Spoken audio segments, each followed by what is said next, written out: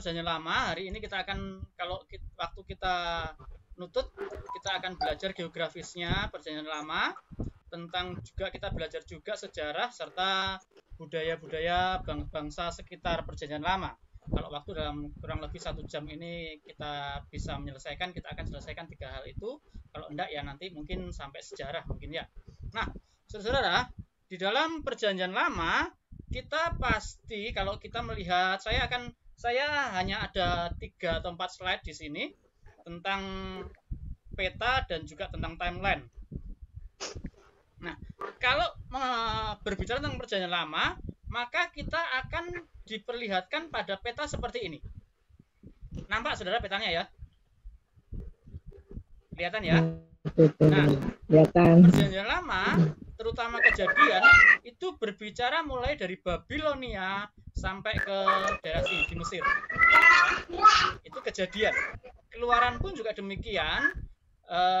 Keluaran hanya berbicara tentang Mesir sampai di sekitar tanah Kanaan, sampai raja-raja. Setelah itu ketika pembuangan, ketika zaman para nabi, raja-raja bagian terakhir itu mulai lagi Babilon sampai ke Mesir mulai dikupas lagi. Jadi dunia Perjanjian Lama hanya di sekitar sini. Kalau Perjanjian Baru beda lagi, bisa ke utara. Di sini ada istilahnya Hittite Empire sampai di sini Perjanjian Baru. Tapi kalau Perjanjian Lama hanya di sini. Nah, ini disebut juga dengan wilayah bulan sabit. Kenapa? Karena ini adalah wilayah yang subur sekali. Wilayah yang sangat subur sekali karena kalau di Mesir itu dialiri oleh Sungai Nil, sedangkan di Babilonia dialiri oleh Sungai Tigris dan Sungai Efrat. Sekitar 3.500 tahun sebelum Masehi, kota Babilonia ini dinamakan Mesopotamia. Ini daerah yang sangat subur sekali. Ini adalah daerahnya, Babilonia ini adalah daerahnya, dulu namanya Mesopotamia ini, itu adalah daerahnya Bapak Abraham. Asal mulanya Bapak Abraham di sini. Nah, Bapak Abraham di Mesopotamia itu pada masa jaya-jayanya Mesopotamia. Kenapa jaya? Karena dikelilingi 2 sungai, Sungai Tigris dan Sungai Efrat. Dua-duanya memiliki air yang sangat melimpah sehingga sekitar ini pertaniannya sangat maju sekali. Dan kota Mesopotamia di sini itulah kerajaan tertua yang dicatat oleh sejarah dunia. Dan hukum yang tertua juga ada di sini di Mesopotamia. Yang saya pelajari, dalam setahun bisa 8 kali panen di Mesopotamia pada zaman itu. Tetapi ketika Abram, orang tuanya Abram, dipanggil Tuhan untuk keluar dari Ur Kasdim, beberapa puluh tahun kemudian terjadi bencana di sini di Mesopotamia, sehingga yang dulunya bisa panen 8 kali, akhirnya hanya panen cuman maksimal 2 kali.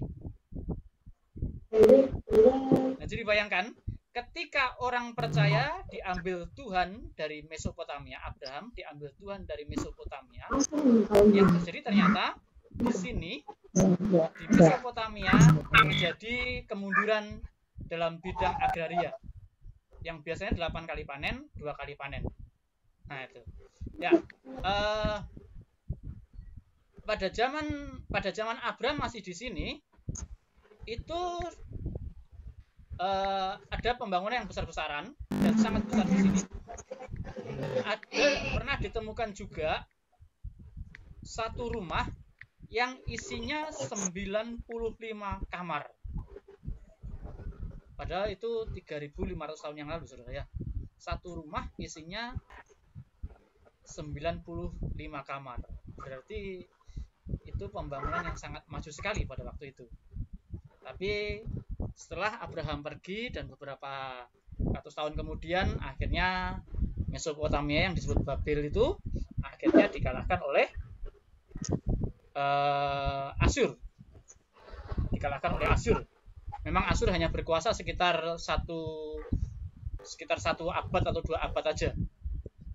Nah, akhirnya Babel pun menguasai, tapi penguasaannya sekitar 80 tahun, kemudian habislah sampai sekarang, diganti Media Persia, terus diganti oleh Alexandria dan macam-macam, akhirnya habis.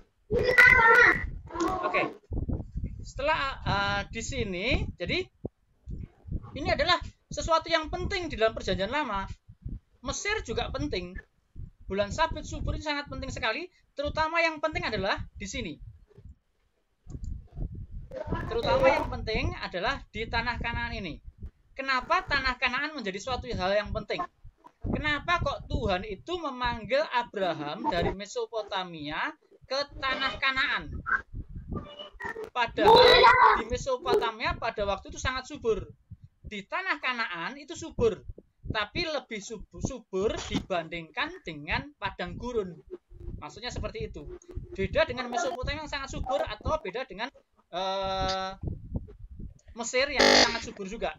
Tapi kalau Kanaan itu subur dibandingkan dengan padang gurun. Jadi saudara tahu, oh suburnya seperti apa? Nah, dibanding padang gurun ya subur tanah Kanaan, seperti itu. Nah, kenapa sih kok Abraham dipanggil Tuhan keluar dari Mesopotamia yang sangat subur ke mana kasih saya? Ke daerah sini, ke Kanaan. Nah, kita akan melihat di sini, saudara.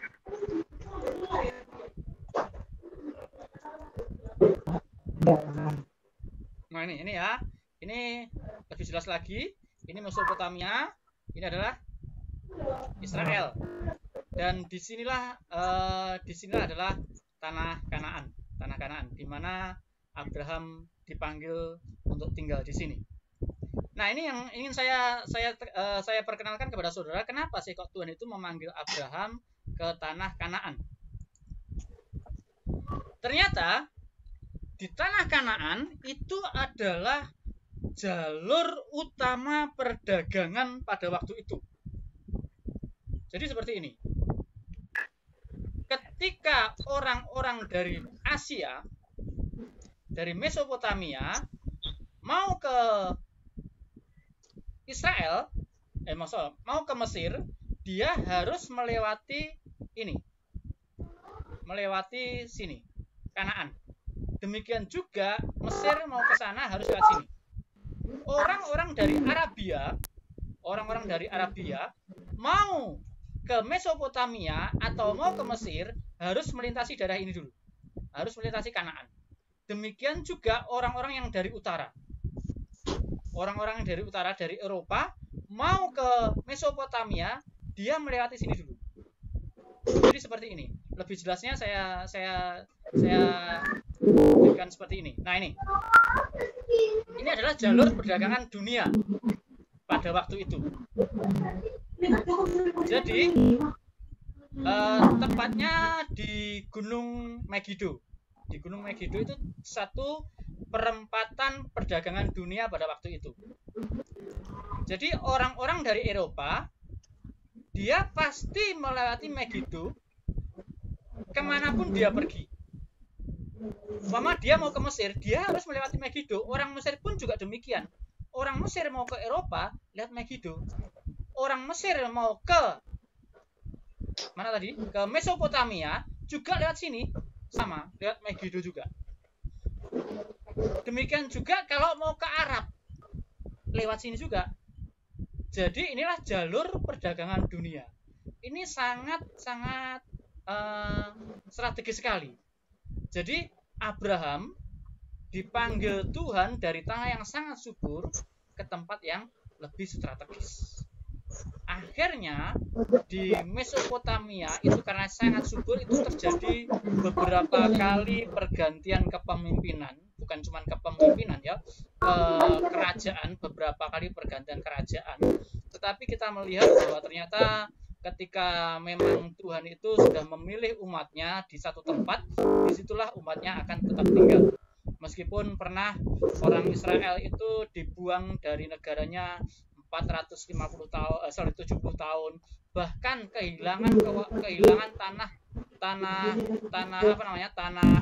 tanah kerajaannya sekitar 1940 tahun pernah juga.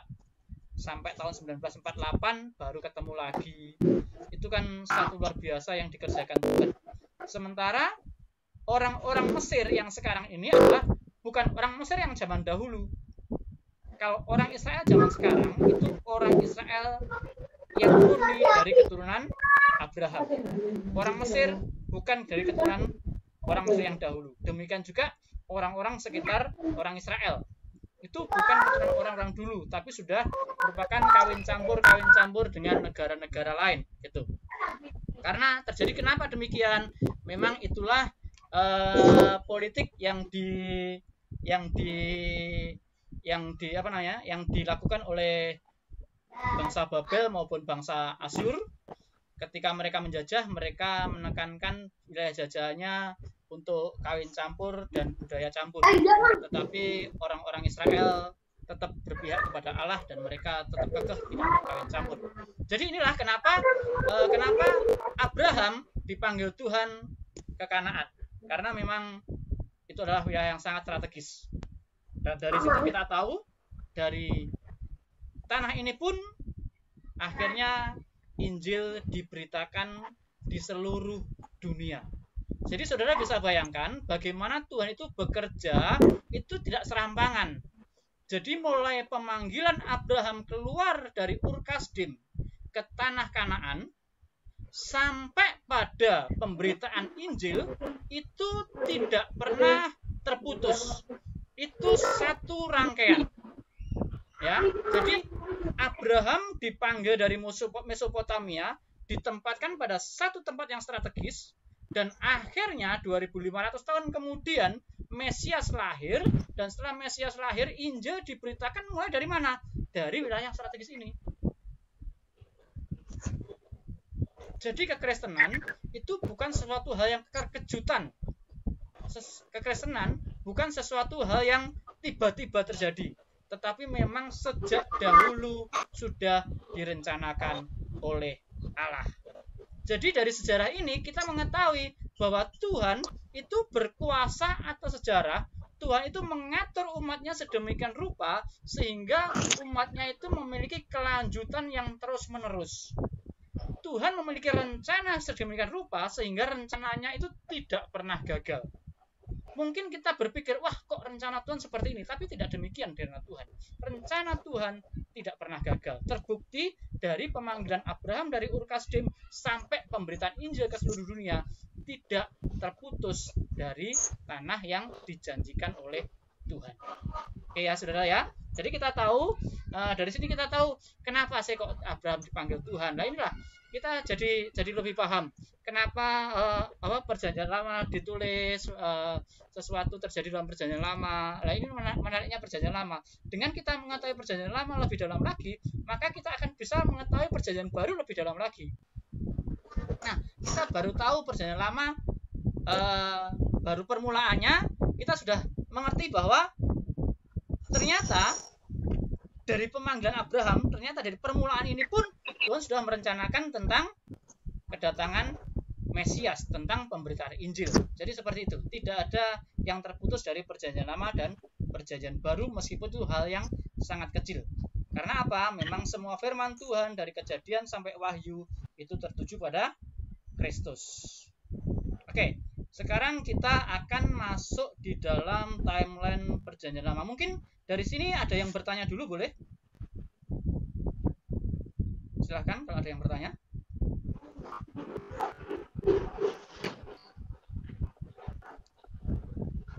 Oke, sekarang kita akan masuk dalam timeline ini. Timeline sejarah perjanjian lama. Tentang kitab-kitab dalam perjanjian lama. Tertutup saudara ya? Tidak apa-apa. Jadi ini saya ambil dari tulisan timeline ini, memang banyak ditulis oleh beberapa penulis. Tapi yang paling bisa mudah dipahami adalah kepunyaan pendeta David Wilson. Itu paling mudah dipahami. Dan saya banyak belajar dari beliau, tapi ya melalui dosen saya sih. Tapi tapi saya juga browsing itu. Jadi gini, dari awal penciptaan sampai kepada abad pertama Yesus lahir itu digambarkan seperti ini. Jadi dimulai dari awal ini, puncaknya adalah kerajaan Daud.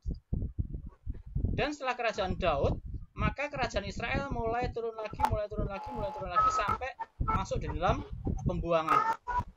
Jadi seperti itu. Dan itu dibagi di dalam beberapa periode.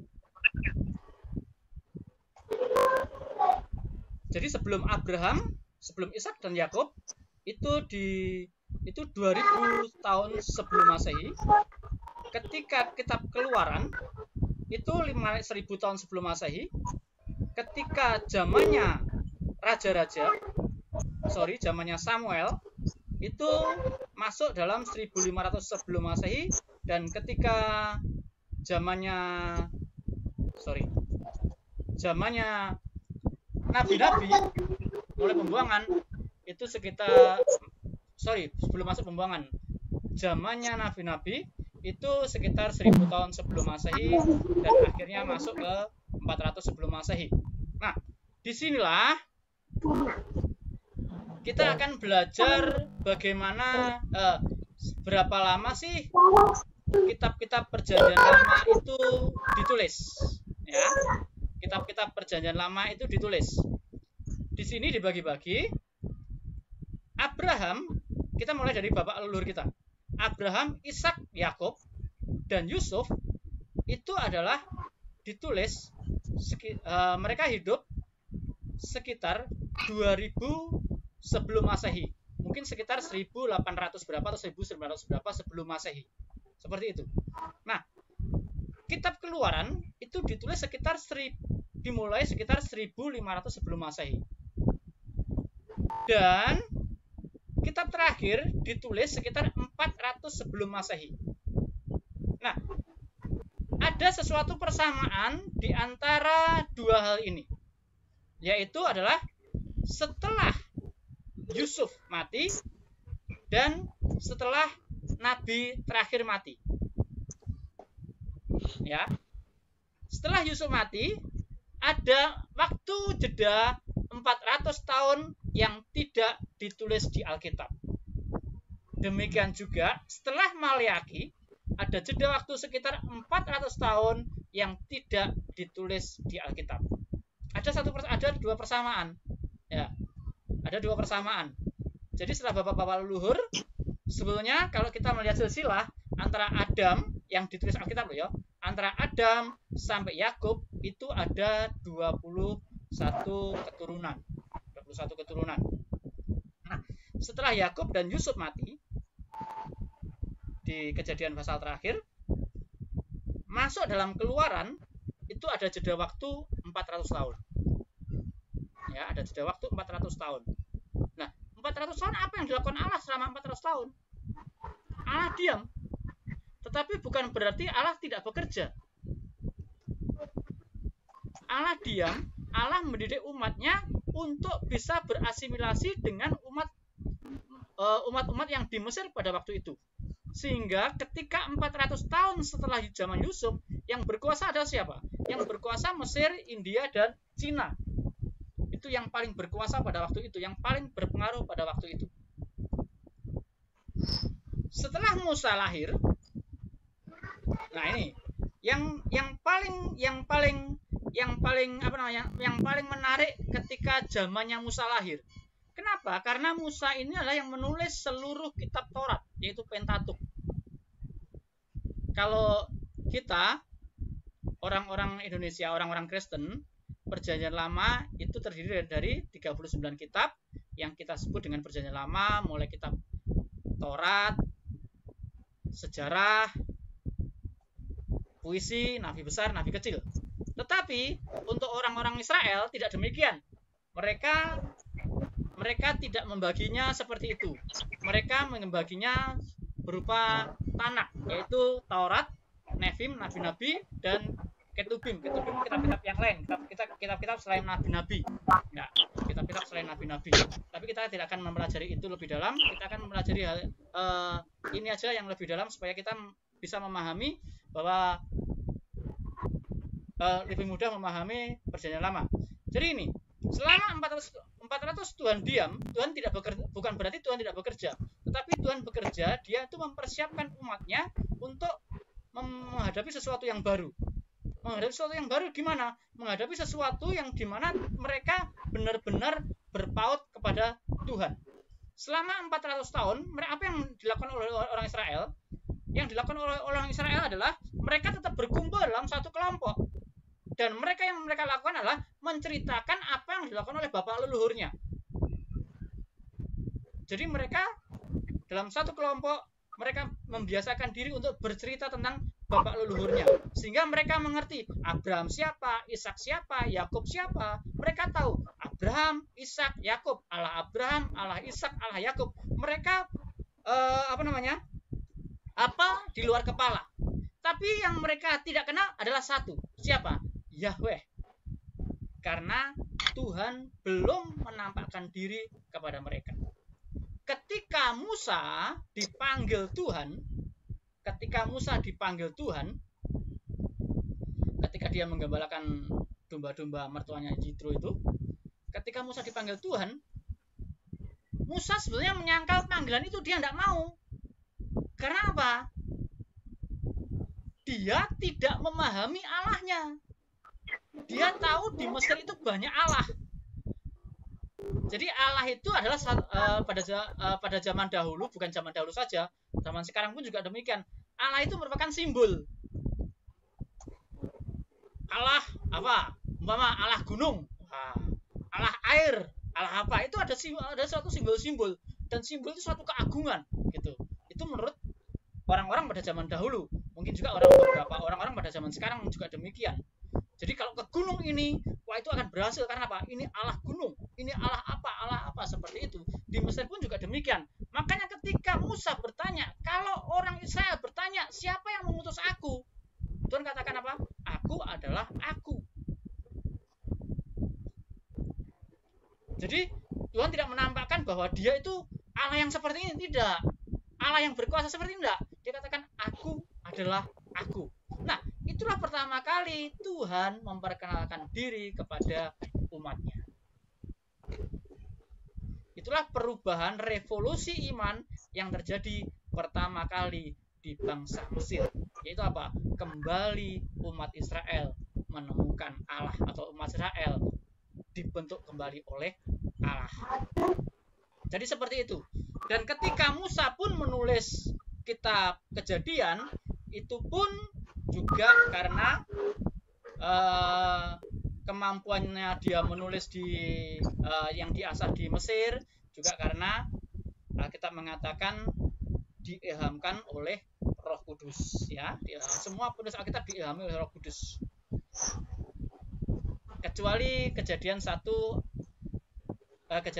1 itu ada yang mengatakan bahwa Musa ketika menulis Kejadian pasal 1 tidak diilhami oleh Roh Kudus, tapi langsung didikte oleh Roh Kudus. Ada yang berpendapat seperti itu. Tapi yang jelas apa yang ditulis Musa tidak salah. Nah, perbedaan yang ditulis Musa dengan yang ditulis oleh manusia ketika Kejadian pasal 1, Saudara perhatikan Kejadian pasal 1 tentang tentang permulaan segala yang ada.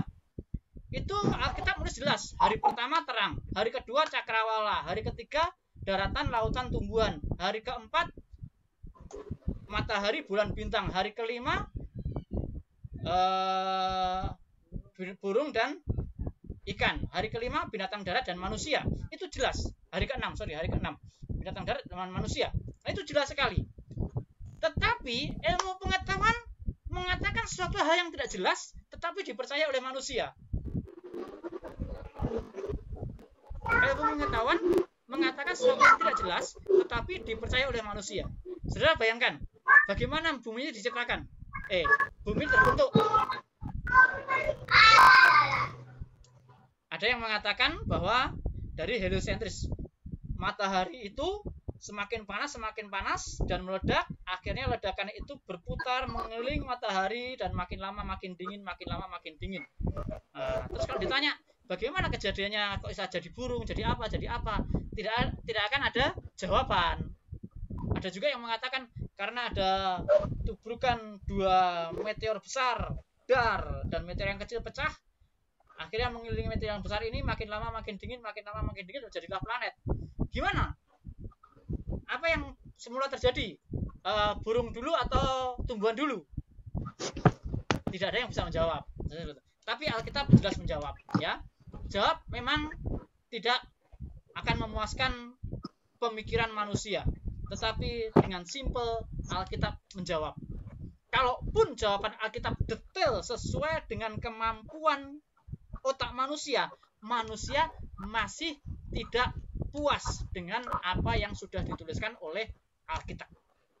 Itu, ya. Oke, jadi itu Musa menulis juga Keluaran, Imamat, Bilangan, dan Ulangan, dan akhirnya diteruskan oleh Yosua. Ya, Yosua akhirnya juga menulis Yosua, Hakim-Hakim, Rut, ditulis oleh Samuel, 1 Samuel ditulis oleh Samuel, dan kitab-kitab seterusnya ditulis oleh penulis-penulis yang lain. Daud pun juga menulis. Daud menulis kitab Raja-Raja juga. Dia juga menulis banyak di kitab Mazmur juga. Jadi seperti itu. Mungkin hari ini kita cukup sekian dulu. Sampai di Musa. Besok minggu depan kita akan selesaikan sampai di sini, di kitab sejarah, ya. Hari ini kita cukup sampai di sini dulu. Mungkin ada pertanyaan sebelum saya tutup?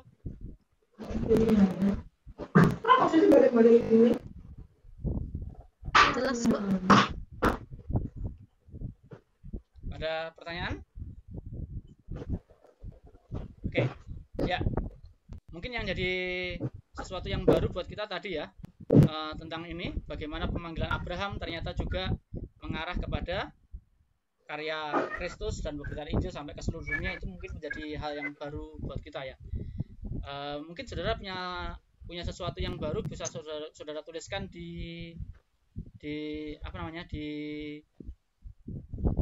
grup atau di status. Terima kasih untuk Nana, Mbak Prihatin, Pak Lukman yang sudah menulis di status di grup. Hari ini kita cukup sampai di sini. Minggu depan kita akan teruskan sampai di mulai di